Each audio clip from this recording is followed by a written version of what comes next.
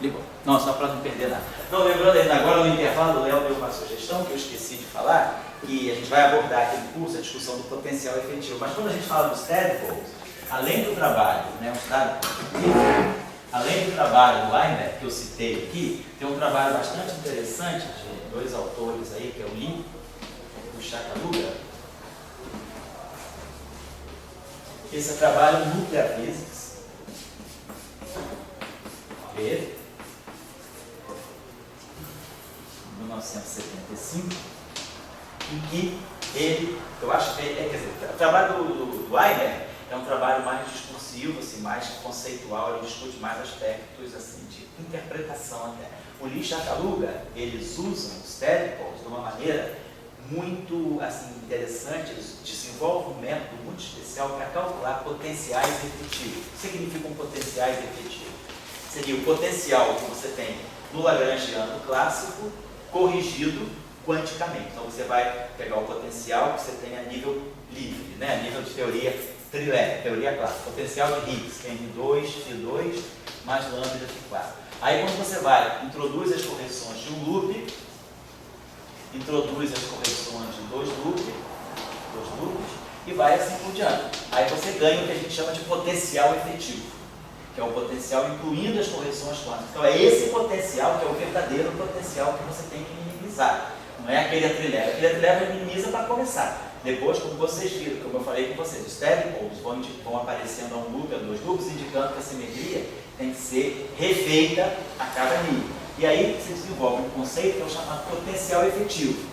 E aí o Lee e Shakaluga, eles calculam o potencial efetivo pelo método mais simples, na minha opinião, que é o método dos tadpoles. Eles usam o gráfico do tadpole para, a partir daí, calcular o potencial efetivo da teoria corrigida. Então, esse trabalho a gente vai falar aqui no curso, quando a gente for discutir o potencial efetivo lá no final. Aí o Léo lembrou, quem quiser então, quiser dar uma olhada, esse artigo aí é uma boa referência.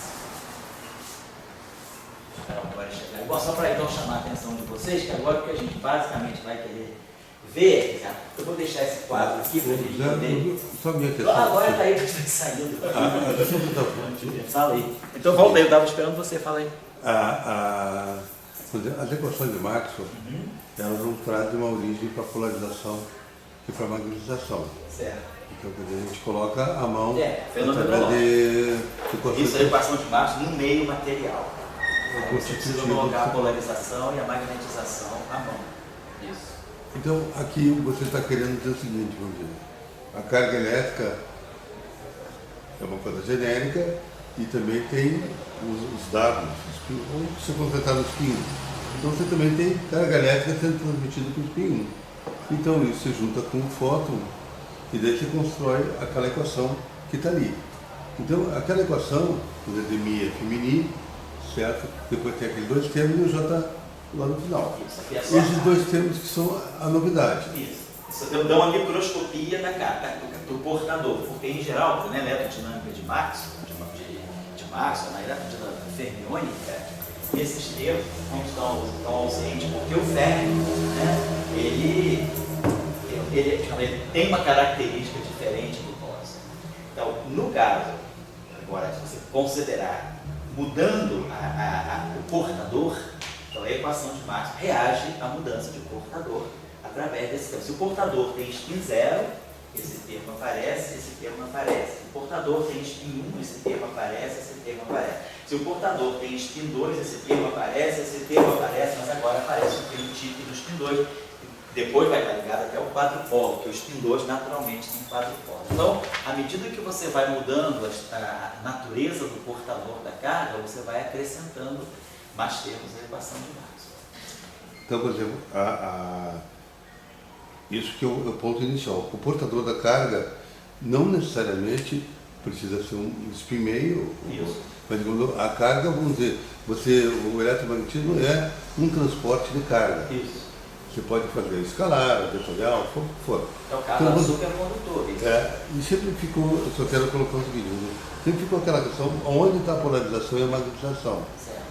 Será que a polarização e a magnetização, elas são para ser colocadas à mão, ou estava faltando você entender o eletromagnetismo mais completo com outros transportadores? Que a carga é uma coisa, vamos dizer, para ter caminhão transportando. Essa é a questão. Bom, não sei se foi entendido, mas vou dizer, há uma necessidade de um eletromagnetismo. Se o eletromagnetismo é a teoria da carga elétrica, ser uma teoria da carga elétrica abrangente. Quer dizer, abrangente é o seguinte, com diferentes transportadores, com diferentes portas, não apenas o fóton. Então a gente se viciou no fóton ser o único transportador do eletromagnetismo. Bom, tudo bem. Então, você diz, bom, agora eu vou botar os Ws também como transportadores. Daí você obteve aquela equação ali. Naquela equação você diz, olha, o dmi, fmni e o jni do lado direito estão mais ou menos iguais a Maxwell. O que está aqui nesse meio que está diferente. Daí, querendo interpretar esse meio, vem, digamos, aquele WW, forma escalar, então fica tipo uma equação de London.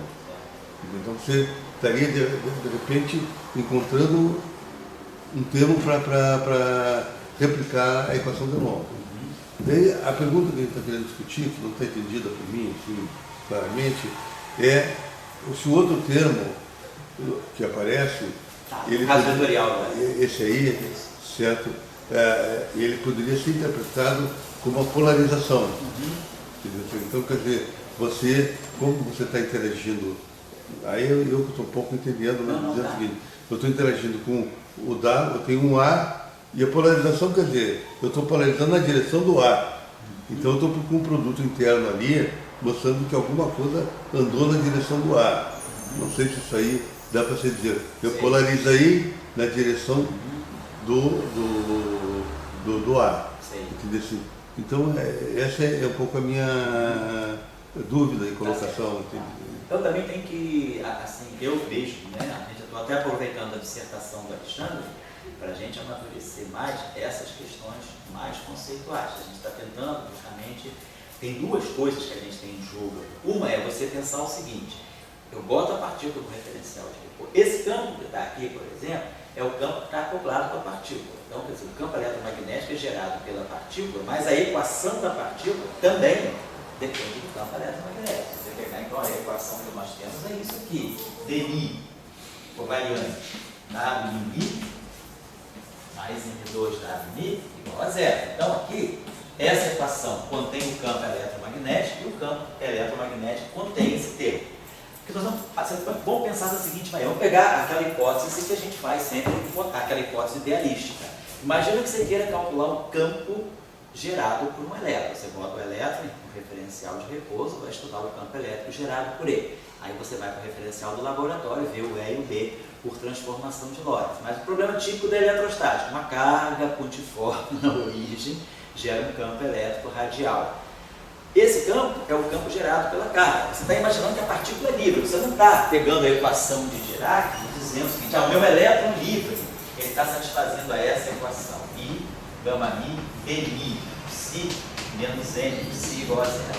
O elétron que está gerando o campo, ele é o elétron livre. Estou fazendo uma aproximação. Eu estou dizendo que a partícula gera um campo, mas ela não está interagindo com o próprio campo que ela está gerando. Então, quando você coloca a carga na origem, e você vai calcular o campo elétrico aqui nesse ponto gerado por essa carga, você está isolando, você está dizendo, a carga está livre, né? Então, e ela está gerando um campo que eu vou medir. Então, eu estou pegando o elétron livre. Então, nessa equação, o A não aparece. Da mesma forma que aqui eu estou com A. Então, essa equação está tudo acoplada, mas eu posso chegar na situação e dizer o seguinte, imagina que a minha partícula seja a partícula de spin livre. Então, a minha equação de campo é essa aqui. Estou pegando a partícula livre, ela tem uma carga, e essa carga vai gerar aqui um campo. Então, a minha ideia é essa aqui. A gente está nesse cenário. Claro que depois eu posso dizer, pega uma partícula aqui e acopla essa partícula com um campo eletromagnético. Aí eu vou fazer isso aqui. Quando eu acoplar com um campo eletromagnético, estou colocando aqui um campo eletromagnético que está interagindo com a partícula. Que não é a mesma coisa que o campo eletromagnético gerado pela partícula. A partícula está livre, sozinha, ela gera um campo, eu quero estudar esse campo. Aí eu vou colocar uma partícula de prova nesse campo. Essa partícula de prova que vai experimentar esse campo, essa partícula está sendo colocada num campo eletromagnético. Aí essa partícula vai ter essa equação aqui, porque eu estou colocando essa partícula num campo gerado. Agora eu estou fazendo um problema como a gente faz, hipotético. O campo gerado para uma carga situada na origem. Eu só quero saber, a partícula está livre, está isolada, eu quero saber qual é o campo que ela gera. Isso é uma idealização. Porque, na verdade, né, a partícula, quando interage com a partícula de prova, tem lei da ação e da reação, e essa objeto aqui reage ao campo dessa. Então a partícula não pode ficar livre, gerando um campo quando eu coloco uma carga de prova. Então, o que a gente está colocando aqui é isso. Esse problema aqui está tudo junto. Agora eu quero dizer assim, minha situação é, eu quero imaginar que eu tenho uma partícula de spin 1 em repouso livre. Então, por ela estar livre no referencial de repouso, dado 0 é 0. Ela não tem corrente, ela está parada, então não tem esse J no referencial de repouso. Mas não significa que o campo magnético dela vai ser 0. Por quê? Porque esse termo do referencial de repouso não é 0. Então, tem esse termo aqui no referencial de repouso dela, tem isso aqui, é a densidade. É isso que está ligado ao ar. E esse termo do referencial de repouso também não é 0. Então, se você colocar a partícula no referencial de repouso, mesmo que ela não tenha corrente, ela vai gerar um campo magnetostático. Porque, no fundo, ela tem polarização. E ela não tem ainda aqui momento magnético, não apareceu o momento magnético. Mas se a partícula tiver momento magnético, ela é um dipolo magnético em repouso. Um dipolo magnético gera um campo magnético. Então, talvez seja isso que esteja faltando. Agora, estou entendendo o teu discurso da polarização. Quando você pega... Aqui a gente está pegando um problema muito microscópico. Eu estou pegando uma partícula no meio. Agora você diz, eu tenho um meio material. Eu vou estudar as equações de Maxwell no meio material.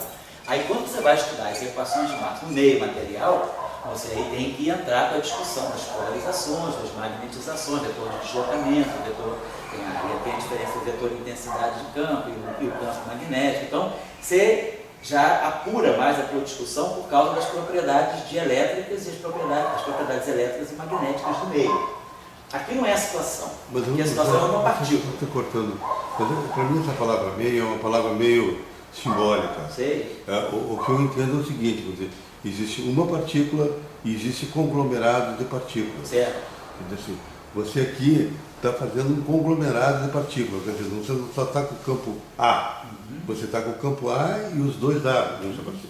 Então você criou e nesse conglomerado você ali formou o conglomerado. Ele apareceu. Ali, o de mim é feminino, está propagando apenas o A. Certo. Mas ali no WWA, você está formando um conglomerado. Certo. Então você formou um estado coletivo. Eu posso ter uma densidade de partículas. Isso é um estado coletivo. Quer dizer, você pode chamar isso de meio. Eu posso dizer o seguinte, imagina que eu tenho, por exemplo, né, uma esfera uniformemente carregada, né, e essa esfera uniformemente carregada, ela é uniformemente carregada com objetos que têm spin 1. Então, esse termo aqui e esses termos aqui vão fazer diferença agora. É diferente de eu ter uma esfera eletricamente carregada com elétrons, uma esfera uniformemente carregada de elétrons. A equação de Maxwell são as equações de Maxwell normal. Mas agora, uma esfera uniformemente carregada com partículas de spin 0 e com partículas de spin 1 vão aparecer termos novos. Mas eu acho que isso ainda, olha, não responde pela magnetização, pela polarização que a gente está estudando na equação, quando a gente estuda a equação de Maxwell e meio material. Eu acho que mesmo colocando todos esses detalhes, né, microscópicos, você ainda não está reproduzindo o meio material. Porque quando você coloca a equação de Maxwell, você coloca polarização, cria magnetização, cria o vetor de deslocamento elétrico, tem a suscetibilidade e a permissividade, né, elétrica, ali você tem um conceito diferente do que a gente acho que nós não vamos atingir isso dentro dessa formulação. Vamos guardar só uma palavra, tá. Coletivo e granular. Tá certo. Entendeu? Sim. Quer dizer, aqui você tem o granular, o FMI, e tem o coletivo. Pode ser o meio, as partículas. As partículas carregadas. Conglomerado.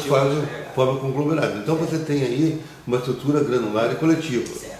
No meio material, você também tem granular e vai ter coletivo. Só que o coletivo é meio maluco, assim, você não define que nem está ali. Ali está granulares formando um coletivo. Mas eu acho, não, tudo bem, vamos precisar as palavras. O que significa meio maluco?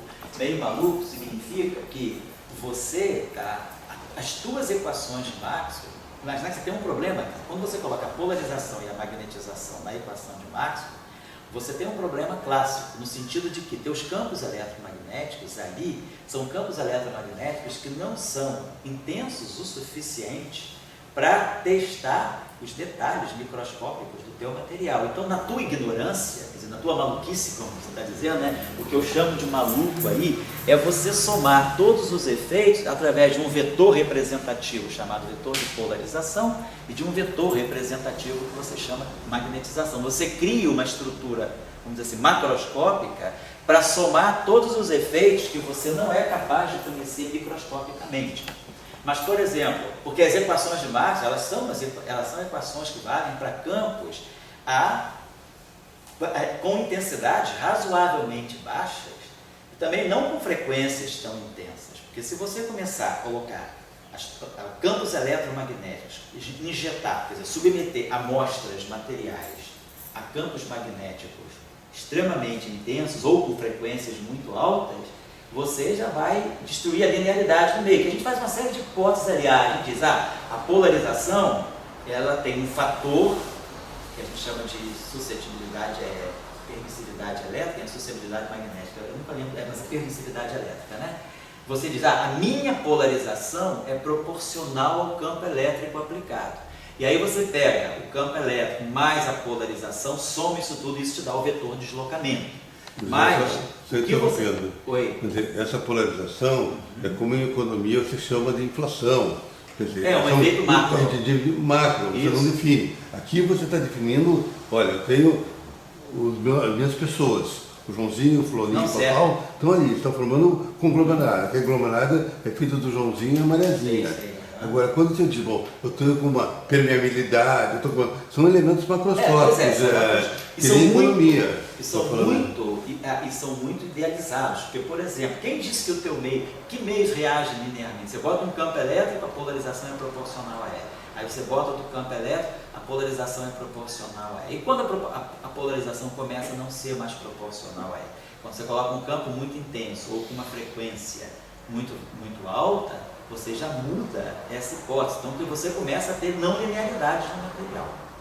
Então, você aí começa a se aproximar de uma situação mais não linear. Então, quando a gente coloca polarização e magnetização, a gente tem que entender que realmente é uma hipótese de trabalho que vale para muitos materiais, dentro de um certo domínio de campo, campos elétricos de uma dada intensidade, campos elétricos até uma certa frequência. Você colocar micro-onda, colocar visível, colocar baixo raio-x, tudo bem, mas se você começa a colocar raios gama e colocar campos com frequência de raios gama numa amostra dessa, você já não tem mais que a polarização é linear no campo elétrico.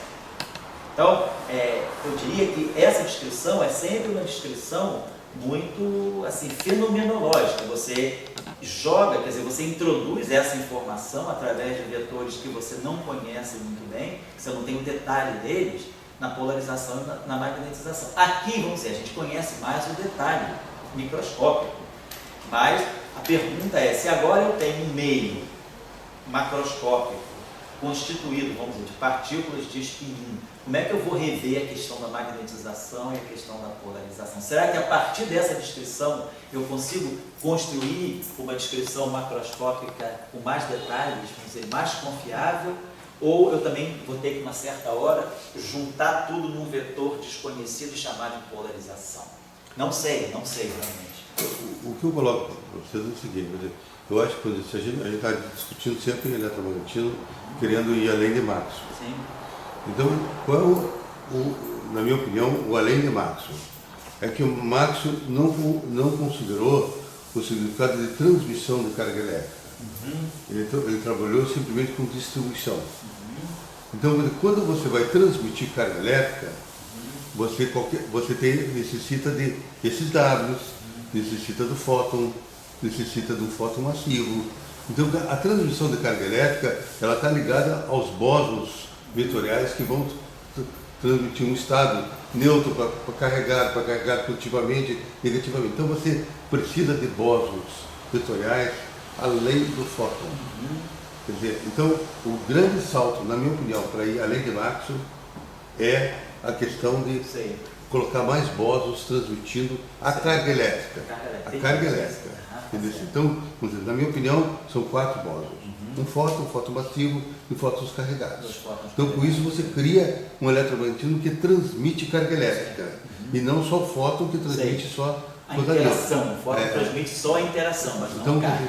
Então, quer dizer, assim como a interação fraca, ela transmite mudanças de flavor, aqui você estaria pensando no eletromagnetismo mudanças de carga elétrica. Exatamente. Bom, então você teria, vamos dizer, um número, na minha opinião, 4, vamos trabalhar ali 1, 2, 3. O que acontece quando você está com 1 e 2? Você começa a criar entidades granulares e coletivas. E essas entidades coletivas é uma jogada. Essa é uma jogada. Entendeu? É uma grande jogada.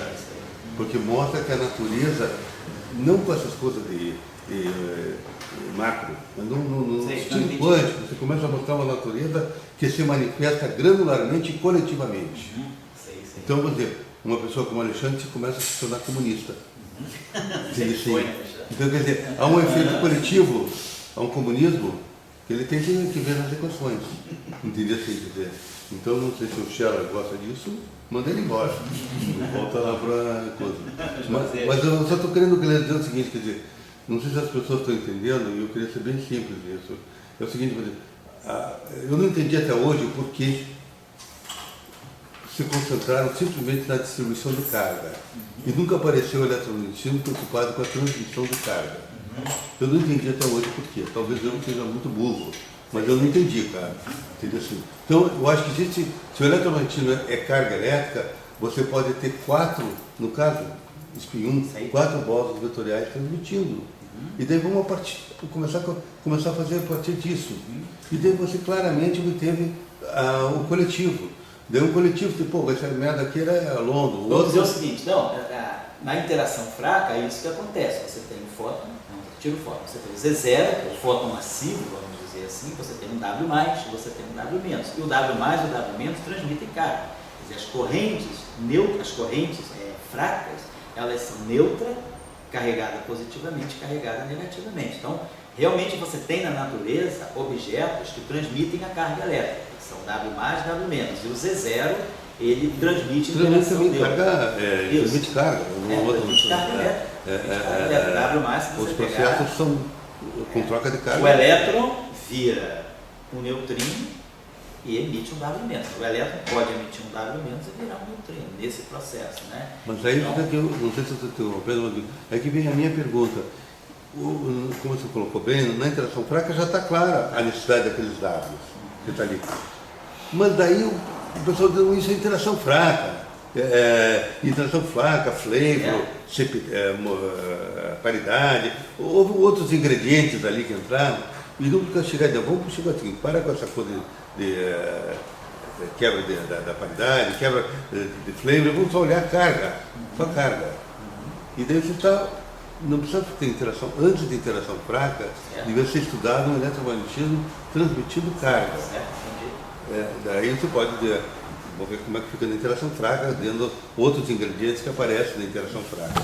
É só isso que eu estou querendo falar, não sei se foi entendido. E eu estou querendo apenas dizer para as pessoas o seguinte, existe uma coisa muito profunda, que é o seguinte, a natureza age em conjunto ou a natureza age individualmente.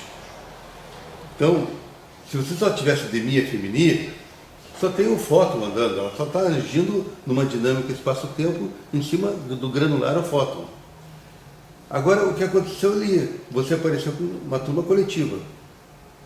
E apareceu aquela turma coletiva. E, em certos casos, aquela turma coletiva também tem dinâmica no espaço-tempo, que é muito notável. Entendeu? Então, você está começando a ter um universo que tem o granular e o coletivo no espaço-tempo, não como fontes. Entende assim? E isso era uma coisa que eu não entendo, é isso que eu faço o seguinte, era para ser antes da interação fraca. Entende assim? São coisas assim que a gente, não sei, eu gosto de dizer, todos nós somos limitados, né? Ninguém é burro, mas é limitado. E às vezes não compreende, aqui a gente discute para ver opiniões, enfim.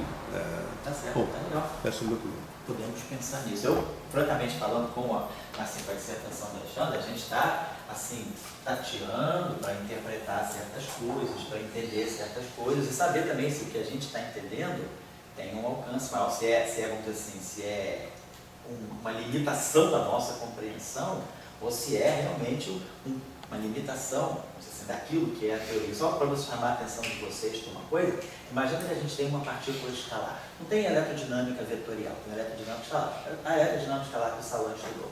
Então nós não temos esse termo aqui. Então se a gente for olhar a equação eletrostática, que a gente tem, só para colocar aqui, parecem coisas muito simples, mas que fazem a gente pensar. Na verdade, eu acho que isso faz pensar como a gente está estudando o eletromagnetismo em conexão com a estrutura do portador, o que é o portador, a gente entra em questões que são qual é a relação entre a extensibilidade do portador, até que ponto você pode falar de um portador multiforme e qual é a relação que isso pode trazer entre carga, massa e spin. Eu nunca, francamente falando, sempre que eu estudei teoria de campo, a gente sempre estuda teoria de campo, a gente estuda eletromagnetismo bastante, mas aí é o eletromagnetismo do elétron.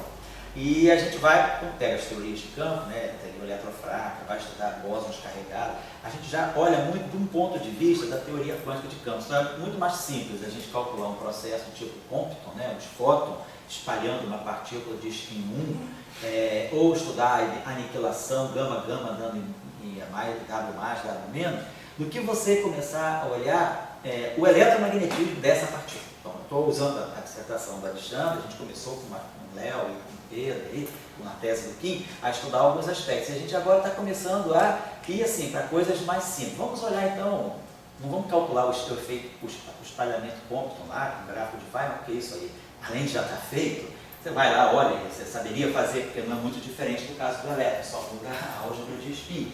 Mas o que está em jogo, quer dizer, quando você faz certas idealizações, né? O Dirac fez vários trabalhos, 3 trabalhos em 3 épocas sucessivas, tentando entender o que poderia ser um bom modelo para o elétron. Então, tem um trabalho dele da década de 30, tem um trabalho de 53, depois tem um trabalho de 52 e um trabalho de 63. E a gente está tentando entender, no setor bosônico, quais são as limitações. Eu, francamente, nunca tinha percebido, a não ser agora, estudando as coisas que eu estou estudando para Alexandre, qual era o sentido da carga elétrica de uma partícula bosônica. Então a gente começa a perceber que a massa emerge na definição da carga, diferentemente do férmio. Então vamos tentar entender isso melhor. Sabe se eu conseguiria definir a carga elétrica de um bóson, independentemente de sua massa? E se a massa é 0, parece que a carga é 0. Então, a gente estaria entendendo que parece que no setor de bósons é mais fácil você entender que uma partícula de massa 0 necessariamente teria que ter carga 0. No setor de fóton, não. No setor de elétron, não. Porque a carga do elétron, a teoria quântica, né, na descrição de campo quântico do elétron, a descrição é tal que ela não me coloca a carga em contato com a massa. Ela me coloca a carga em contato com a estrutura do próprio objeto. É o campo. É psi barra, W é psi. É um campo sozinho. Ele carrega essa propriedade que depois você vai ligar com a carga. No caso do bóson, parece que aparece a massa. Então a gente está considerando uma questão simples que aparece dessa equação aí, que seria esse termo aqui, ó, menos 2, se eu colocar aqui, menos 2 é 2, que é 2.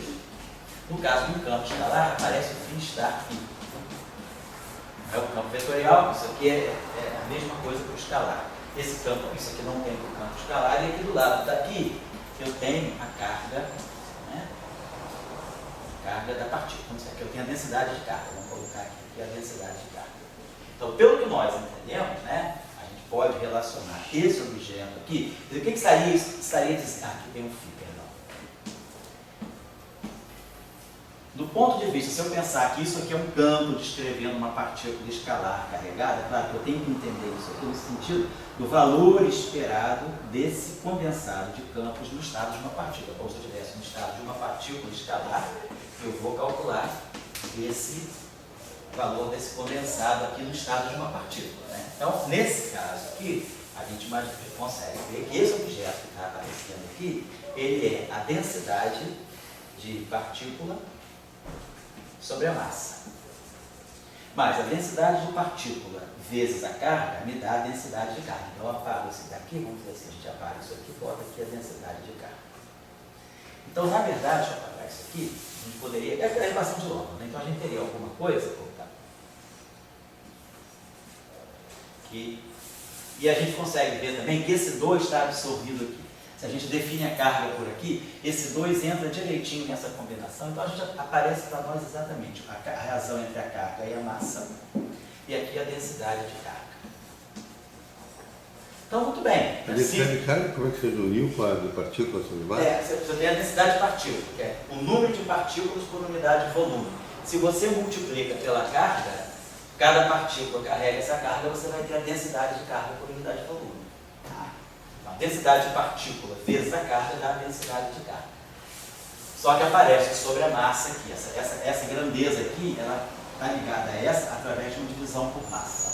Bom, então muito bem, só para deixar a coisa clara assim. Então a gente está vendo que tudo é muito simples, se essa distribuição aqui, se essa distribuição de carga, bota uma esfera carregada aqui, calcula o campo, muito bem. Mas se você pensar numa partícula pontiforme, imagina que você tem uma partícula então com carga EQ, colocada na origem. Minha densidade de carga é isso aqui. Partícula com carga EQ colocada na origem. Então, basicamente, o que você tem do lado direito é o delta. A gente vai ter uma carga Q, não esquecer o R, né? Carga EQ, mas uma carga Q colocada na origem. Então, esse objeto vai aparecer aqui também. Se a carga é EQ, vamos ver que vai aparecer aqui o F2, e aqui eu tenho coisa colocada na origem, vou fazer de x, e o φ de x. Então a gente começa a ver o seguinte: quando eu multiplico esse delta por esse campo, na verdade eu estou pegando delta vezes uma função, é o delta, vezes a função carregada no ponto do argumento se anulando. Você vai dar o campo na origem.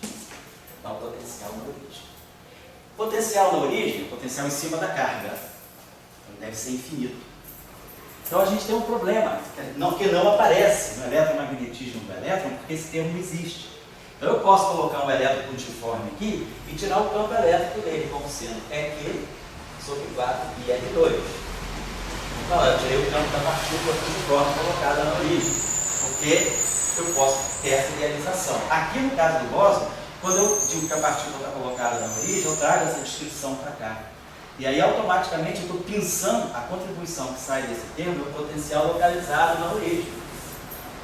Potencial localizado na origem de uma carga pontiforme certamente é divergente. Numa teoria de Bohr-Nifel, não. Se eu tivesse essa descrição, que é um passo que eu não estou dando, a gente não está dando na dissertação, mas que eu vou perguntar depois, numa teoria não linear, você suaviza esse problema. Mas numa teoria de eletromagnetismo linear acoplado a partículas bosônicas, a idealização de uma partícula bosônica pontiforme, o eletromagnetismo acusa. Ele dá um problema. E a gente tem que rever essa discussão. Então é isso que eu estou colocando. Tem muitos problemas que têm que ser entendidos. Isso aqui coloca para nós uma questão que, o que é, afinal de contas, o eletromagnetismo, no sentido de que se eu quiser pensar numa ideia de uma partícula extremamente pontiforme, dentro dessa descrição do eletromagnetismo, eu tenho um problema. Então, se eu quiser falar de um bóson pontiforme, talvez eu tenha que pensar no eletromagnetismo não linear para acomodar essa ideia. Então, eu estou portanto, estou só trazendo essa discussão, não quero encher vocês com isso, que isso é particular, né? Mas estou só ilustrando, porque tem muitos problemas que a gente pode procurar entender através disso. Não é isso que eu quero me concentrar, estou só chamando a atenção para não esconder os buracos, né? E as próprias dúvidas, como você chama de limitações que a gente está tendo no processo. Tem muitas coisas aí para serem entendidas que a gente está buscando. Eu te faria só uma pergunta que eu gostaria de aprender. Na tua opinião, por que o eletromagnetismo, isso que eu estou colocando, assim, por que o eletromagnetismo, antes da interação fraca, não houve, vamos se preocupar com o eletromagnetismo com ΔQ igual a 0 e ΔQ igual a 1. Existem sem número de processos eletromagnéticos, você está transmitindo carga 0 ou está transmitindo carga mais ou menos 1. Por que é claro que isso começou a aparecer com a interação fraca junto. O neutrino, o elétron, né? Mas isso, vamos dizer, por que o pessoal não se preocupou com isso? Qual seria a tua opinião? Assim? Minha opinião é que a gente tem sempre que fazer a descrição sincrônica e a descrição diacrônica. Diacronicamente falando, a gente está no mundo de hoje. Então a gente tem muitos meios, muitos conhecimentos. Então, sincronicamente falando, vamos dizer que está na década de 30. quando a eletrodinâmica estava nascendo. Então, o que você conhecia era elétron, próton, na hora já conhecia o pósitron, vamos dizer assim, o muon. Então, que processos, talvez, se você tivesse visto, por exemplo, que processo você tinha em que apareceria decaimento em fóton? Não é um processo mais típico. Que deu decaimento em fóton foi o decaimento do P0. Então, o P0 decai em 2 fótons. Esse processo é um processo eletromagnético. Então, não é um processo de interação forte, é um processo puramente eletromagnético, né? Que a gente até hoje entende através da chamada anomalia axial. E se não houvesse anomalia axial, tadinho do P0, ele nunca decaía, né? Ele decai eletromagneticamente, preferivelmente por causa desse fenômeno eletromagnético. Tá, então o decaimento do P0. Então, isso é um fato. Se você tivesse, a questão é, se buscava já nessa época versões não lineares do eletromagnetismo. Então, vamos dizer, você tinha todos os meios de descrição não linear. 1930. Oi? 1930. Ah, isso aqui é posterior. Ele foi entendido já no final da década de 40, em termos dos anos 50. O que você tinha de eletrodinâmica até então era elétron, pósitron, U, menos no mais, fóton. Né? Isso aqui basicamente era a tua eletrodinâmica. Então, por que não apareceram esses, vamos dizer, por que você não pensou nessa época que você pudesse ter fótons carregados, por exemplo? Talvez, se você tivesse algum evento, né, que, por exemplo, qual eram os eventos que apareciam nos fótons? O que você tinha era o P0. Então, se você tivesse algum evento extra que não aparecesse o P0, se você tivesse um eletromagnetismo com fótons massivos, ou fótons massivos e carregados, aí como você fala, você tem também um fóton neutro, massivo, vamos chamar de gama-linha, e um fóton tradicional, que é o gama. Vamos dizer que você tivesse esse cenário, se você quisesse uma coisa desse tipo. Então, provavelmente, esse fóton massivo, de repente, se você tem essa descrição e tem não linearidade, você poderia ter os fótons vindo de um processo completamente diferente desse. Então, a correlação entre os fótons emitidos nesse processo é muito diferente da correlação entre os fótons emitidos nesse processo. Ou você poderia ter, por exemplo, aniquilação de gama mais, gama menos, indo em gama, gama. Então, se você tivesse tido, vamos dizer, contato com esses processos, certamente isso teria te levado a uma descrição. Mas nada que aparecia ligado ao fóton parecia estar ligado a uma estrutura não linear. Para isso aqui você precisaria ter um eletromagnetismo não linear. Então não parece, por quê? Porque se o fóton carregado ele também gera fóton, então você tem uma não linearidade. Hoje também, se a gente quiser fazer um teste disso, o que a gente tem à disposição para testar se esses processos acontecem? Eu teria que ver que constante de acoplamento esses processos trazem. Será que a constante de acoplamento, se eu quiser pensar num eletromagnetismo de uma natureza mais universal, a minha constante de acoplamento é a carga. A carga é fundamental, é o F, né? Uma constante de estrutura fina. Mas isso aqui basicamente é a minha constante de acoplamento eletromagnético. Então eu teria que ver, será que com uma constante de acoplamento desse tipo, processos desse tipo aqui, eu conseguiria, eu já teria alcance para medir, eu já teria física que me pudesse ver, vamos dizer que eu tivesse um gama, um fóton, será que o W+, não poderia ser um fóton carregado? Além de transmitir interação fraca, será que ele não poderia ter uma interação eletromagnética que o caracterizaria como um fóton carregado? Então, essa é a questão. Então, você pode, num cenário como esse, fazer esses testes. Você tem um fóton massivo, outro fóton massivo, ele vai dar 2 fótons. Você pode, por exemplo, esse fóton aqui pode decair em 2 fótons aqui. Então, é só estudar esses processos e ver se você consegue reproduzir, seções de choque que você possa, ou razões de decaimento que você possa incluir esses processos. Eu diria que, do ponto de vista da construção cronológica da QED, os processos que envolveram a QED, porque também naquela época ainda não tinha grandes aceleradores à disposição, então eram processos muito de laboratório que envolviam sempre elétrons, muons e fótons. Então você tinha uma limitação para estudar os processos eletromagnéticos. Depois, claro, apareceram os quartos, interação forte e interação eletromagnética. Depois veio interação eletromagnética de uma outra forma. Então, só para terminar, porque eu não sei mais, que não teria mais o que dizer do que isso. Então, eu acho que, do ponto de vista, assim, por que não se pensou, é porque você certamente não teve um desafio experimental na época, né, que te trouxesse a essa questão. E porque também se tinha muito claro, né, se teve sempre muito claro que o eletromagnetismo devesse ser linear. O eletromagnetismo de Bohr nível já havia, ele resolvia algumas questões, mas aí tinha um problema que fixou na final da década de 40, que era a teoria não basta ser clássica, ela tem que ser uma boa teoria quântica. E aí Bohr nível tem problema.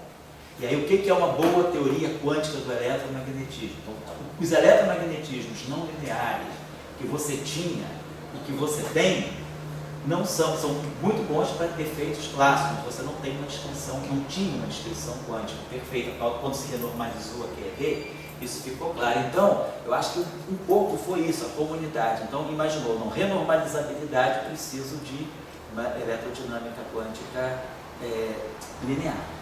E aí você foi por esse caminho.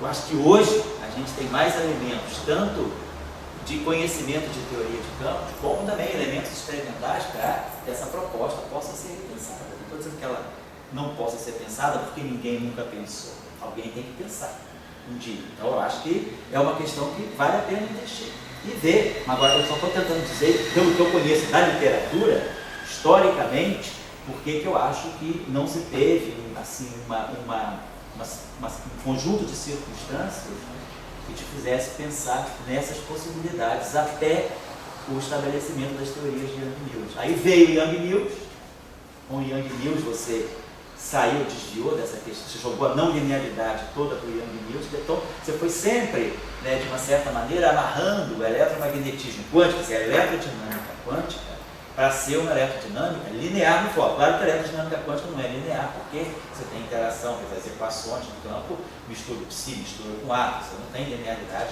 nas equações, né, fundamentais, mas você tem linearidade no foco. Então você não tem alta interação de fóton, o setor de Maxwell é linear. Então eu acho que foi uma questão muito histórica, nesse sentido. A renormalização da QED veio. E se havia, talvez, algum foco de pensamento nessa direção, isso foi desviado por causa da renormalização da QED e depois veio Young-Mills. Sabe, tem aquele monte de eventos que vão acontecendo, né? Tem todo, assim, sei lá, uma organização que a comunidade vai levando os assuntos. Hoje, eu acho que essa questão é plenamente factível, porque você tem no LHC, você tem a busca de partículas alternativas no LHC, W mais linha, W menos linha, Z0 linha. Tem uma série de bósons que podem ser produzidos, né, por teoria e que poderiam ser medidos experimentalmente. Então eu acho que essa discussão hoje, ela faz sentido. Mas ali, por exemplo, naquele 1970 se coloca, sim, você já poderia ter transmissão não neutra. Sim. Você já podia ter... agora, eu acho que o fato da do Maxwell, estou dando minha opinião. Sim, sim.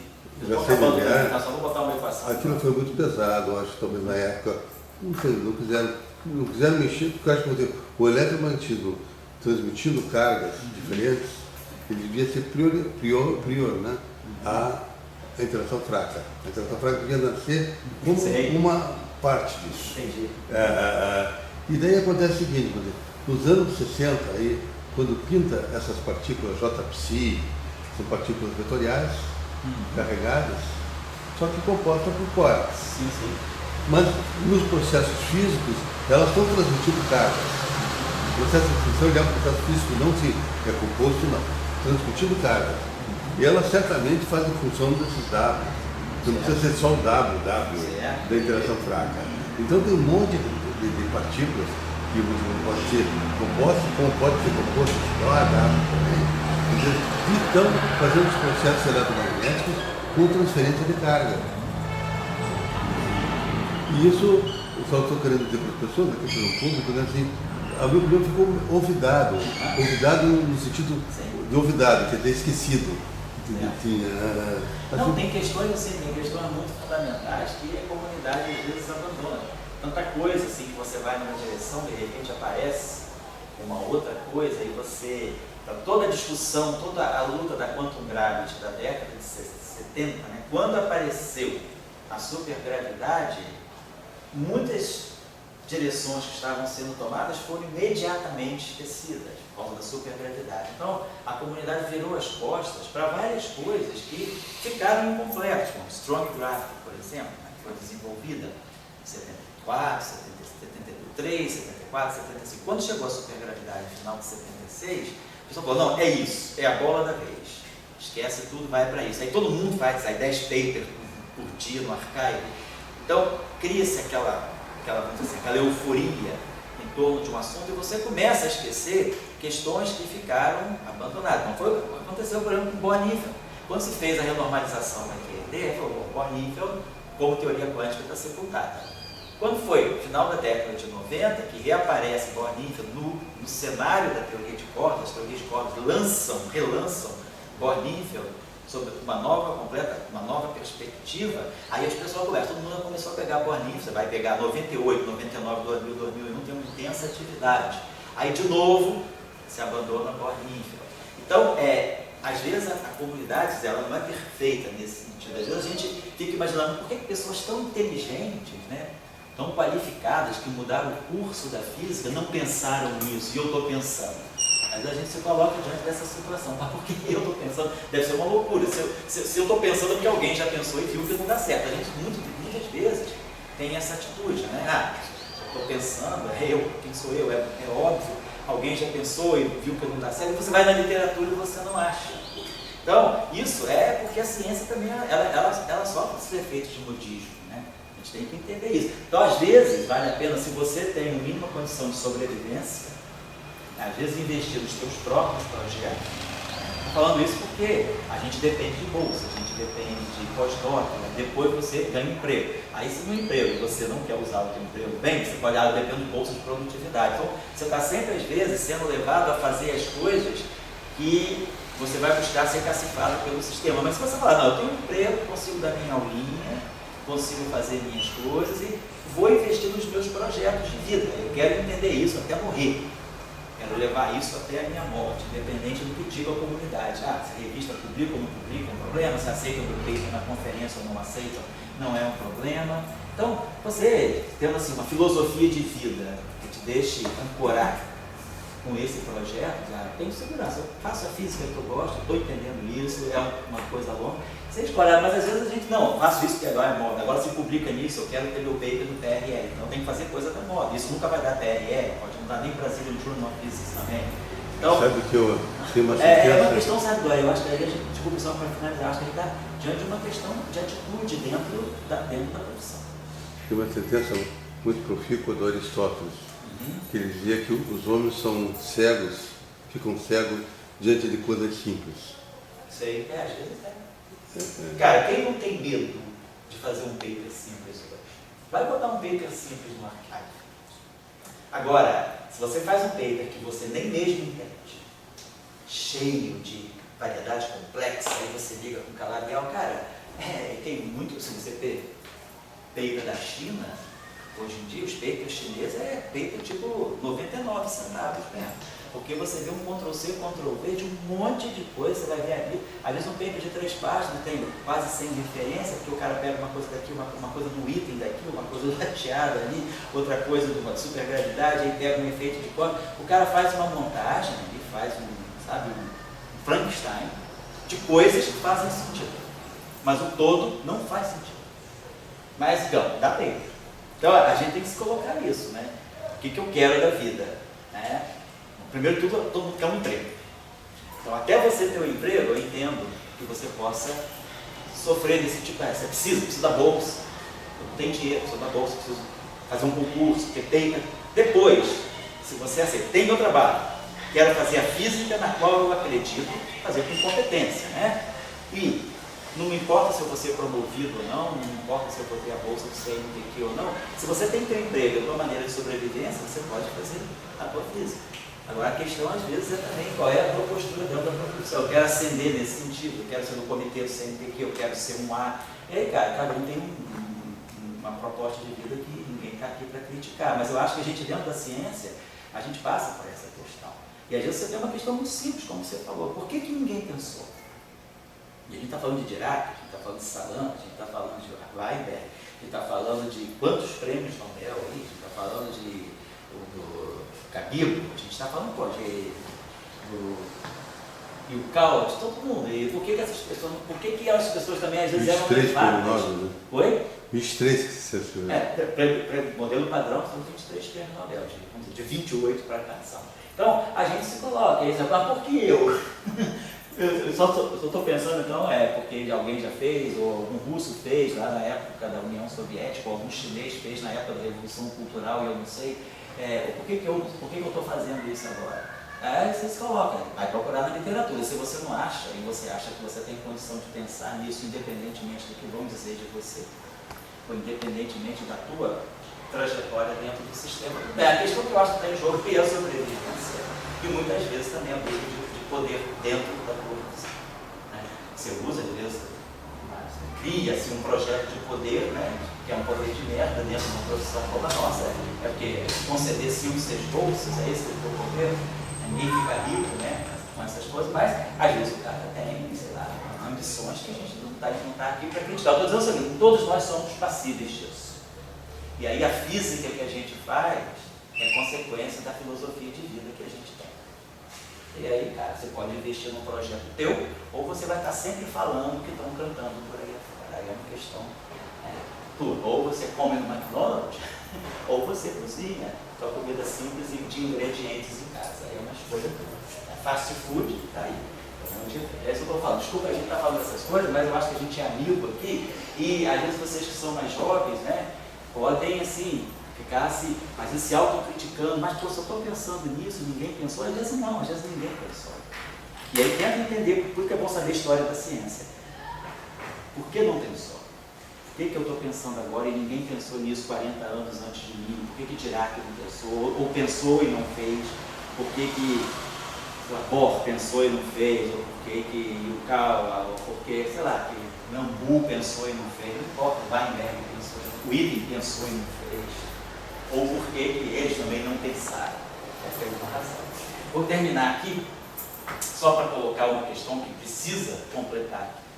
Então, que a renormalizabilidade pode dizer para a gente. Então, a questão que nós tínhamos era, voltando aqui só para terminar, era o nosso lagrangiano, então, com simetria de Gauge, tá? Estou colocando aqui menos meio, estou colocando agora aqui tudo, vou botar aqui o nosso lagrangiano, então vou botar aqui foto, para não esquecer, tudo local.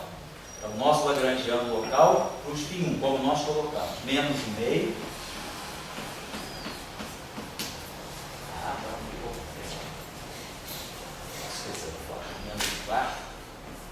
F no V ao quadrado, e aí menos meio. Então, aqui tudo local, tá? Tem as derivadas covariantes escondidas aqui dentro.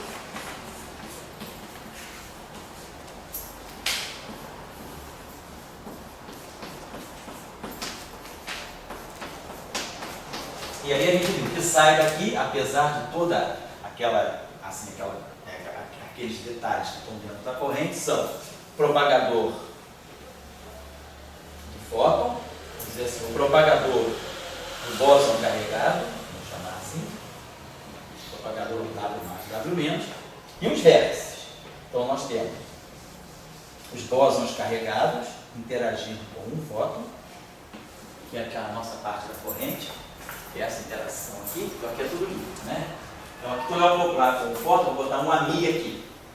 Então quando eu colocar o AMI aqui, eu vou ter interação dessa corrente global livre com o fóton. Mas aqui dentro da corrente global livre, dentro da corrente global livre é o DMI, isso aqui é o WMI estar, WI, menos WMI estar. Então a corrente livre é a corrente feita com uma derivada do W. Então o fóton, quando eu acoplar o fóton AMI com essa corrente, esse vértice tem uma derivada vindo, a derivada vem do setor de spin da matéria carregada. Então eu tenho uma interação, tenho um acoplamento igualzinho a QED escalar. φ está, φ, a mi, e a derivada está aqui, então eu tenho um momento aqui. Nesse caso, a mesma coisa. Então, esse vértice me dá um trivértice com momento. Quando eu acoplar o fóton aqui, aqui vai me dar um quadrivértice. E aqui também vai me dar um quadrivértice. Então eu tenho dois quadrivértices, na verdade, né? Eu tenho esse quadrivértice, que vem daqui, e tenho esse quadrivértice, vou colocar um no outro ar aqui. Então eu tenho, mas eu posso juntar tudo isso num quadrivértice, só não tem derivada. Então é um quadrivértice também que aparece com a constante de acoplamento ao quadrado. Aqui é a constante de acoplamento é linear. Essa corrente global é I, E, Q. Então aqui tem um vértice que depende de L, e aqui eu tenho um vértice em E2, mas sem derivada. Mas é a estrutura de vértice que eu tenho, é só essa. Então muito bem, nós já vamos fazer o power count imediatamente, que é igualzinho daqui a deixa lá, não tem nem o que fazer. Propagador, linha interna do fóton, contribui exatamente como o fóton sempre faz. Linha interna do W é exatamente como o φ. Então vai aqui o power count da teoria escalar. O vértice, é o trivértice, é exatamente como na eletrodinâmica escalar, que é uma derivada, só que o quadrivértice é mais rico, mas ele não tem estrutura que vai, vamos dizer assim, interferir no processo de power count, porque não tem derivada aqui. Então eu tenho quadrivértice com 2, e a estrutura do quadrivértice é a mesma, 2 campos de matéria, 2 fótons. A estrutura do trivértice é a mesma, 2 campos de matéria e um fóton. Então, quem quiser fazer só por uma questão de preciosismo, faça, mas não precisa. Power count, então, né, vamos ver aqui, o power count da eletrodinâmica de spin 1, ela vai ser 4 menos o número de linhas externas de A, menos o número de linhas externas de W.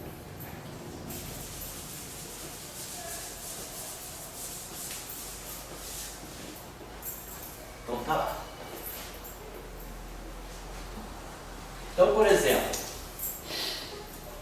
eu vou ter, então, exatamente como na teoria, não vou nem repetir o discurso, vai ficar tudo igual aqui deixa lá. Com a novidade que, se eu tiver 0 linhas externas de fóton e 4 linhas externas de W, eu tenho divergência logarítmica. Então, eu poderia introduzir um processo desse tipo, W, W, W, W. Um processo desse tipo é logaritmicamente divergente. E não tem contrapartida no lagrangiano. Nosso lagrangiano, como vocês viram, ele só tem vértices de rede. Aqui é essa corrente livre vezes a mi, aqui é esse objeto vezes a mi, e esse objeto vezes a mi. Nós não temos nenhum vértice, igual na teoria escalar, nós não temos nenhum vértice φ4. Então eu preciso, o power count me indica que eu devo acrescentar a esse lagrangiano um termo desse tipo. W mi está, por exemplo, W mi ao quadrado. Que nem o salão fez, coloca um termo φ4.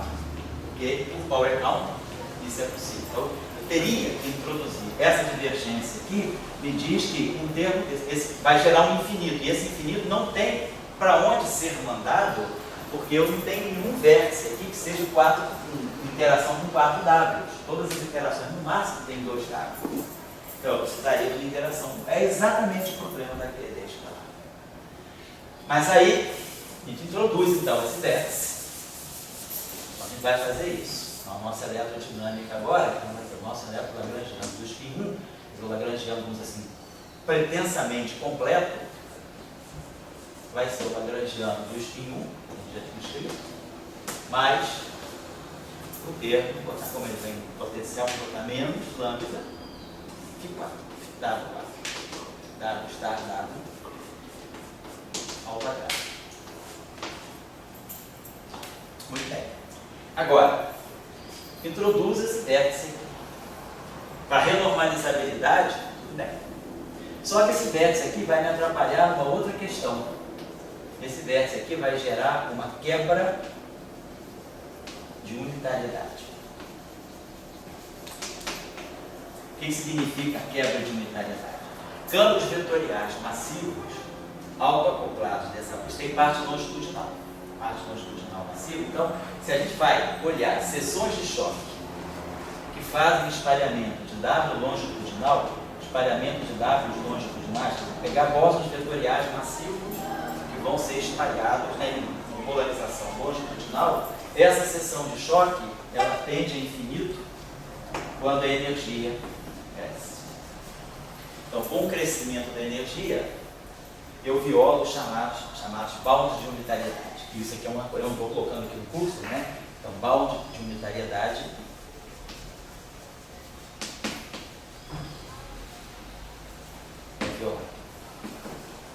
Então, a gente está, Power Count me indicou a presença de um vértice, de um novo vértice, né? De uma nova interação, mas que essa nova interação vai prejudicar a unitariedade. Então, eu estou diante desse problema. E nós temos, eu vou acabar a aula agora, anunciando o problema, na próxima aula, bom, quero isso aqui, então você copiou isso aqui, né? Você copiou, Alexandre, essas coisinhas aqui? Ah, isso já passou? Não, não. Sim, eu copiou tudo? Porque não, semana que vem eu vou precisar retomar a partida aqui, e aí, só para finalizar, nós temos uma outra questão.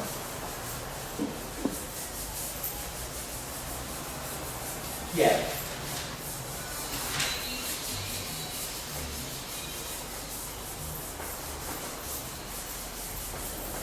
esses, né? Então, a contagem de potência me diz que, tudo bem, se eu tiver gráfico com dois, né? Um gráfico com dois, trivértice, dois Ws e um fóton, eu tenho um fóton e dois Ws, então tá, eu tenho uma divergência linear, eu tenho alguma coisa que divergente. Então, esse gráfico aqui, dois Ws, um fóton trivértice, então, ele vai dar, imaginar que seja uma estrutura composta de loop, então essa divergência aqui é linear, delta igual a 1, então ele vai indicar uma renormalização. Só que, ao indicar essa renormalização, esse gráfico aqui, a gente vai poder observar que essa divergência que está aqui, ela vai assumir essa forma, ela vai ter a forma em que eu tenho uma derivada do W, é o que aparece nesse trivértice, W, fóton. Então, é esse tipo de vértice que a gente tem, trivértice, né? Que é justamente o que vinha da corrente global acoplado com o fóton. Então, o J' do setor global, para me dar esse vértice. Porém, esse gráfico aqui, ele vai me induzir uma divergência com essa mesma estrutura, que vai ser W, que na verdade é W star, né? Não tem que ser star ou sem star. Vai me induzir uma estrutura que vai W star W, mas a derivada pode estar atuando no ar, vai dar uma coisa com F. Então, na verdade, eu posso, a partir dessas correções quânticas, gerar esse termo F mini, W mi star, W mi. Esse objeto aqui é invariante gauge. O W é campo de matéria, então a fase daqui cancela a fase daqui. Isso aqui é invariante de gauge. E esse vértice aqui tem a mesma estrutura do vértice que entrou no Power Count. São dois fótons, dois Ws e um fóton com uma derivada. Então, esse objeto aqui que deve aparecer, ele não vai prejudicar. Quer dizer, eu coloco ele, esse gráfico indica que pode aparecer não só isso, mas aparece isso. E essa contribuição não mexe na renormalizabilidade, porque ela tem a mesma estrutura que essa. É duas linhas de W, uma linha do fóton e uma derivada. Então, ela mantém o Power Count. E isso aparece, e é invariante de gauge. Então, e a constante de acoplamento que vai aparecer aqui, ela tem dimensão 0, porque esse então tem dimensão 1, 2, esse aqui dimensão 2, então 4. Então aqui vai aparecer uma constante de acoplamento G, que é sem dimensão, adimensional. O que é bom, a gente espera que as constantes de acoplamento adimensionais sejam um pré-requisito para a renormalizabilidade. Agora, que constante é essa que vai aparecer? Então, aqui, esse termo, ele é ditado. Ele pode aparecer através das correções aqui, o processo radiativo, né, o processo de flutuação de campo, pode me gerar isso aqui como uma correção quântica. Agora, esse termo aqui, ele é fundamental, porque uma partícula vetorial carregada e massiva, ela tem que ter razão giromagnética 2. Essa corrente eletromagnética que nós temos aqui, eu não fiz isso aqui, vou botar no texto do Alexandre, eu acho que é um trabalho Vocês fizeram a decomposição de Gorgon, no trabalho está lá a decomposição de Gorgon também, Léo? Então tá, eu vou trazer a decomposição de Gorgon dessa corrente me indica que, com tudo que nós temos até agora, a razão geomagnética do W é 1. Hoje a gente sabe que qualquer partícula com spin maior ou igual a meio tem que ter razão geomagnética igual a 2. Isso é um teorema geral.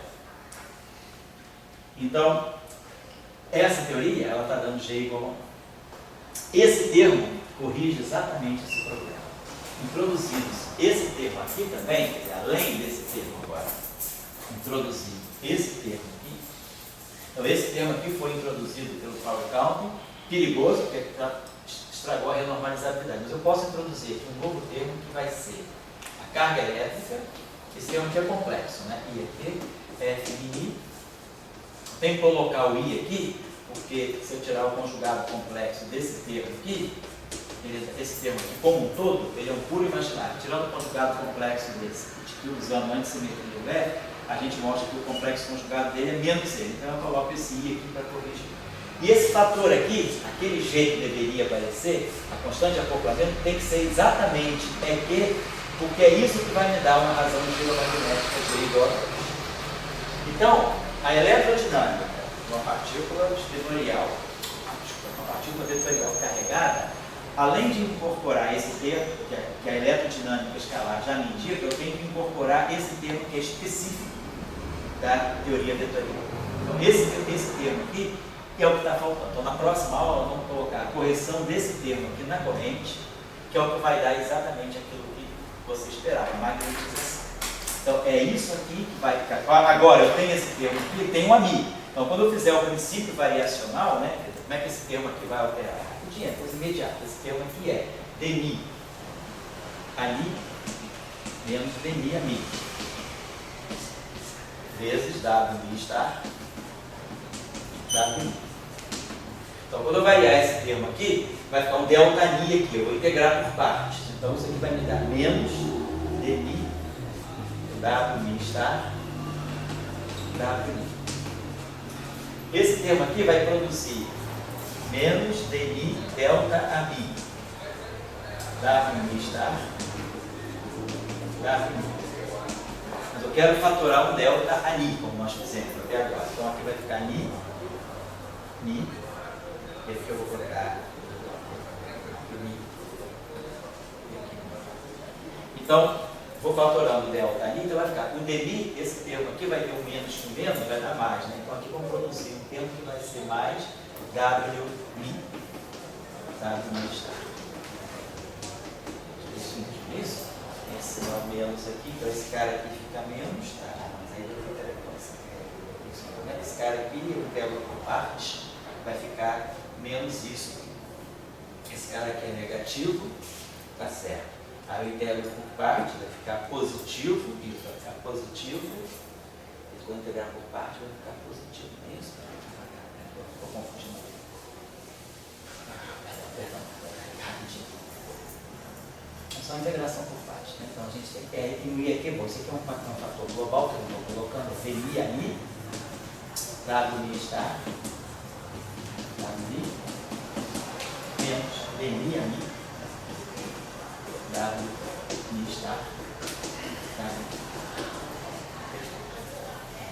Então, se a gente faz, né? A gente vai querer tirar a equação de campo do lado, quero corrigir a corrente. Então, vou produzir aqui um delta ani. Então, eu vou trazer essa derivada para cá, atuando no produto. Menos dmi do w estar, essa taxa w estar, w.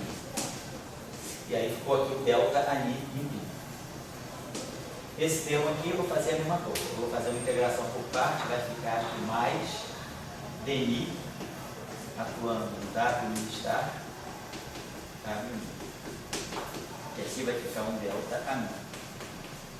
Aí eu quero fatorar um delta a ni. Então eu troco ni com mi. Então esse cara aqui fica ni, esse cara aqui fica ni, esse cara aqui fica ni, e esse cara aqui fica ni. Então a gente vai ter um termo que vai ser delta a ni. Eu vou fatorar esse termo aqui e vou fatorar esse termo aqui, então nós temos o I é que eu estava esquecendo, está aqui, né? Ele tratorzinho, I é que eu vou produzir aqui o termo que vai ser dmi no WI está menos WI está quer dizer, tem que ser uma coisa realmente complexa. Isso aqui é um número mesmo, sou complexa, 2 vezes I, vezes a parte imaginária, e daqui cancela com I. No final do dia, esse objeto aqui é um objeto real, né? Como deveria ser. Então tá. Então nós ganhamos uma contribuição nova para a corrente. Então, a contribuição nova. Então a nossa corrente, que a gente tinha escrito, né? A corrente completa, a corrente eletromagnética, que a gente tinha escrito, eu apaguei, mas é a corrente eletromagnética livre. Aí tinha aquele termo de London, de London. Aí tinha aquele termo que dependia da polarização, que é acoplado o W com o A. E aí agora aparece esse termo novo, mas um termo desse tipo. I é que dmi WI está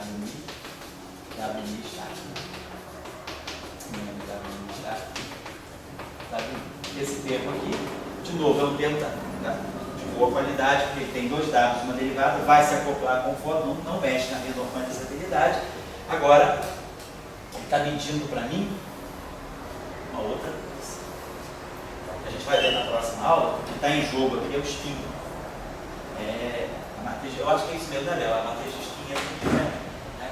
Aqui vai estar em jogo o spin, e a gente vai entender que quando eu acoplar com o campo eletromagnético, isso aqui vai gerar exatamente o momento magnético da partícula. Então, esse termo vai entrar na equação de Marx depois. Esse termo vai ter que corrigir a equação com um termo novo, que é, e a gente vai ver que esse termo aqui, na verdade, é a densidade de carga sobre a massa. Tá ligado? Então vai aparecer, na verdade, né, vai aparecer uma 1 sobre a massa aqui. Então a gente vai ver que, na verdade, a gente está gerando a propriedade de magnetização da partícula, quer dizer, a magnetização interna, no momento de polo magnético da partícula, vai sair daqui. E aí a gente vai ter o eletromagnetismo completo. Então eu estou só colocando assim, a relação, que a gente foi fazendo uma jogada, misturando o clássico com o quântico, né, porque o Power Counting, ele me indicou a presença, quer dizer, do processo de correção quântica, né, eu gero esse termo aqui, esse termo aqui, então me obriga a modificar o Lagrangiano. Quando eu modifico o Lagrangiano, eu resolvo 2 problemas. Primeiro, eu corrijo o quê? A razão geomagnética deixa de ser 1 por causa desse termo aqui. Ela passa a ser 2 e eu introduzo a magnetização da partícula nas equações de Marx. Estava faltando. Na equação de Marx eu tinha o termo de London, que acoplava a densidade de carga com o potencial. Aí tinha o termo de polarização, mas estava faltando o termo de momento magnético. Quer dizer, a partícula está em repouso. No referencial do laboratório, ela tem spin, ela tem carga, ela tem magnetismo, ela tem momento magnético. Então, mesmo que a partícula esteja em repouso e eu não tenha uma corrente elétrica, eu tenho uma fonte para o campo magnético, que é o dipolo magnético da partícula. Tem que calcular o campo magnético de um dipolo, é uma coisa simples, né? De rotacional de B igual a um dipolo μ. Rotacional de B é gradiente da divergência menos Laplaciano, divergência é zero, B de tudo, né? Então tem que Laplaciano de A igual a μ. Mas Laplaciano nós conhecemos, né? É o 1 sobre I, no eletromagnetismo usual 1 sobre X. Então o potencial gerado por um dipolo magnético vai ser o 1 sobre Laplaciano atuando nessa distribuição. Isso pode depender de X, obviamente. Se for um dipolo colocado na origem, ele tem delta 3 de X. E aí a gente tem um potencial desse objeto. O campo magnético rotacional, aliás. Esse objeto aqui a gente sabe o que é. Quer dizer, isso aqui é 1 sobre módulo de x menos x', integral de 3x' do i de x'. Então estou resolvendo aqui o 4 aqui, né? Aí eu estou tirando o potencial vetor disso aqui. Só que isso aqui é um delta. Então se isso aqui é um delta, isso aqui é um i vezes um delta, então isso aqui desaparece para a gente ter alguma coisa desse tipo. I sobre x é o potencial vetor. Agora eu tenho que tirar o rotacional disso. O rotacional de um escalar vezes um vetor, vai dar o produto vetorial entre o gradiente do escalar e o vetor. Então vai dar alguma coisa como isso. O gradiente de 1 sobre x, que é x, né? É x sobre x3. Vetorial 1. Então a gente tira o campo magnético da partícula a partir dessa equação. Então a minha partícula tem um momento magnético. Só que, se a partícula fosse fermiônica, esse seria o momento magnético do férmio e o campo magnético. Só que agora a minha partícula tem spin 1. Então, além desse momento magnético, que vai interferir no campo magnético, eu vou ter os termos de polarização e o termo de London. E aí, qual vai ser o campo magnético gerado por esse objeto? Então, a análise quântica, ela serviu para introduzir um termo novo. Então, a gente acha que agora vai ter uma descrição completa do spin 1. E na aula que vem a gente termina falando da renormalização. O modelo ainda não está completo. Esse modelo aí, olha, quem pensou nisso? Salam, Lee, Young, Weimer. A questão só ficou resolvida com a teoria eletrofrágil. Que aí você mostra que, para você ter uma teoria unitária, renormalizada e com a fenomenologia correta para spin 1 carregado, você precisa de algo mais. Você precisa de um mecanismo de massa para a partícula. E aí, a teoria eletrofraca resolveu esse problema, porque o W que aparece lá, a massa dele vem do Higgs, e é o Higgs que vai corrigir a unitariedade. Então, esse modelo é um modelo bem, assim, não é complicado, mas é um modelo bem completo, e esse modelo aí, essa compreensão aí levou pelo menos para se chegar a um consenso sobre isso, se trabalhou cerca de 12 anos, né? 12 anos, né, com pessoas daquele calibre que a gente conhece. Então é uma questão que não é tranquila. Na próxima aula a gente termina isso e passa para isso aqui é rápido, isso aqui é uma discussão de meia hora, e isso aqui é um pouquinho mais longo, mas as coisas, além de poder contar aí com o auxílio do Gustavo, a gente, nas derivadas superiores, a gente sabe que isso aqui pode, é um método de regularização, e aí a gente vai ver que o power counting é fácil de fazer. Quer dizer, agora a gente já sabe fazer power counting de todas as categorias, e aí, quando introduzir as derivadas superiores, a gente vai poder entender por que o método de Slavnov é um bom método de regularização. Ele é bom no sentido de que ele evita gama 5, ele evita problema de anomalia, então a gente tem um bom método. É só isso que eu queria falar por hoje. Desculpa aí a gente não ter tido intervalo.